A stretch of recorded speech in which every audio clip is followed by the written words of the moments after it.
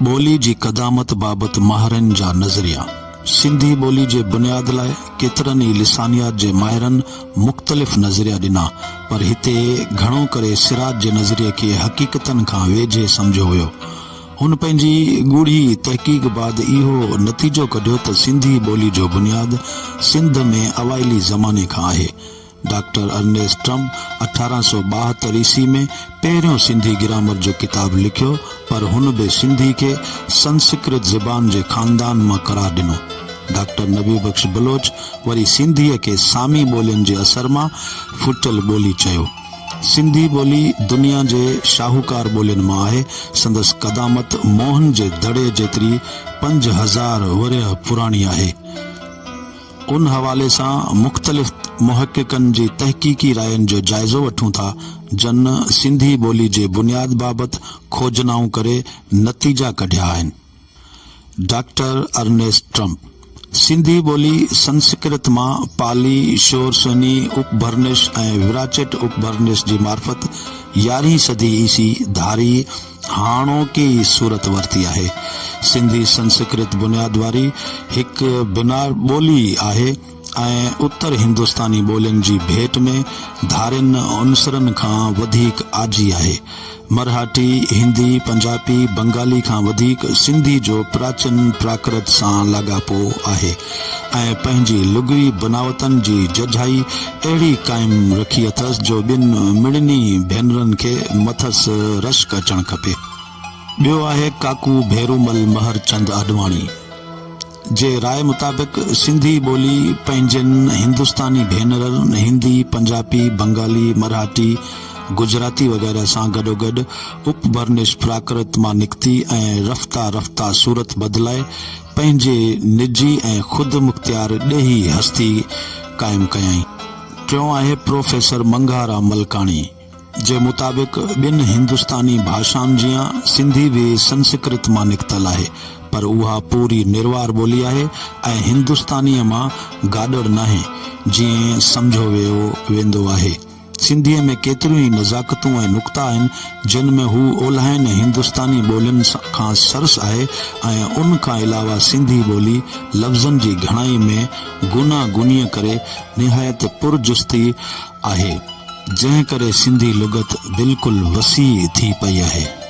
Sir ग्रेरसन Sindhi ॿोली विराचेट उपभरनिश मां सिंधी सही निकिती आहे, जंहिं जूं के ख़ुसूसियतूं मारकंडीअ ॾिनियूं आहिनि। किशन चंद जेटली मुताबिक़ सिंधी संस्कृत मां बल्कि वारदी पैशाची मां निकिती आहे, जा वेदक आर्या ॿोली खां निराली आहे ऐं ईरानी ज़बान खे वेझी हुई।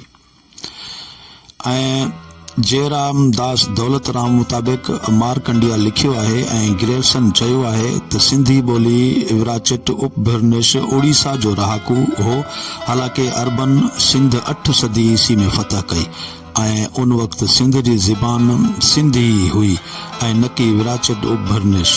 अरबी किताबनि जे हवालनि मां मालूम थिए थो त सिंध जो हिकु हिंदू राजा जे चवण ते क़ुरान शरीफ़ जो सिंधी में तर्जुमो थियो। प्रोफेसर पोपटी हीरानंदाणी मुताबिक़ सिंधी संस्कृत मां निकितल नाहे, बल्कि सिंधी ऐं संस्कृत ॿिन्ही जो सरचश्मो सिंधू माथर जो असली आर्याणी ॿोली आहे।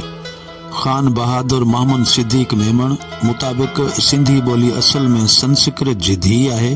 सिंध में अरबन जी हुकूमत शुरू थियण शर्त सिंध जी असली ॿोली में अवल अरबी ऐं तुर्की लफ़्ज़ विया शामिल थींदा ऐं पोइ पारसी, पश्तो, बलोची ॿोलियुनि जा लफ़्ज़ तोड़े अंग्रेज़ सरकार जी हुकूमत खां वठी अंग्रेज़ी ॿोली जा लफ़्ज़ बि सिंधी ॿोली में वधंदा विया। डॉक्टर नबी बख्श बलोच मुताबिक़ आसार क़दीमा मां मिलियल मालूमात जी बिना ते चई सघिजे थो त सिंध जी क़दीम ॿोली का सामी ज़बाननि जी सथ मां हुई, जंहिं ते पोइ आर्याई ॿोलियुनि जो असर पियो।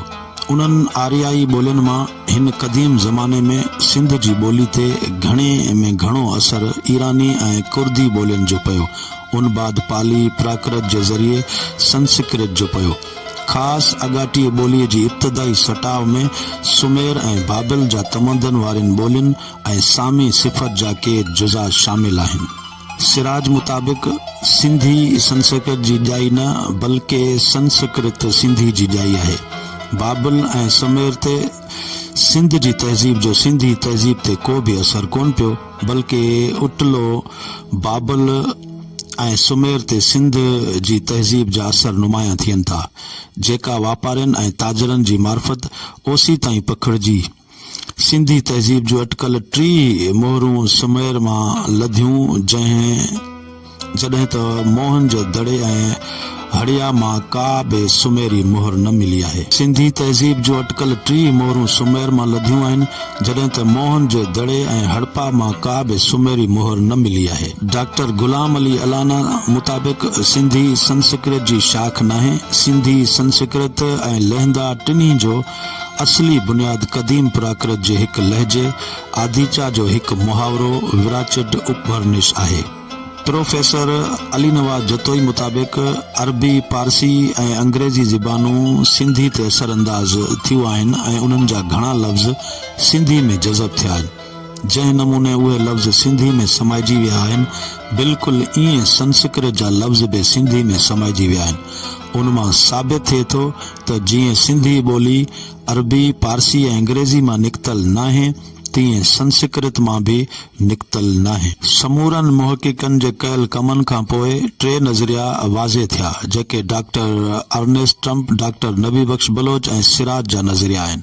जंहिं करे डॉक्टर ट्रंप जे नज़रिये जी पोइवारी काके भेरूमल, मिर्ज़ा खलीज बेग, डॉक्टर होतचंद गुरबशानी, मौलाना दीन मोहम्मद वफ़ाई, डॉक्टर उमर बिन दाऊद पोटे, प्रोफेसर मंघाराम मलकाणी, खान बहादुर सिद्दीक मेमण कई। डॉक्टर बलोच जे नज़रिये जी पुठ भराई प्रोफेसर अली नवाज़ जतोई, रशीद अहमद लाशारी ऐं मौलवी ख़ैर मोहम्मद, जॾहिं त सिराज वारे नज़रिये जी ताईद इब्राहिम जोए, साईं GM सैद, शेख अयाज, रसूल बख्श पलेजे, जय रामदास, दौलत राम ऐं तरक़ी पसंद अदबी हल्के कई।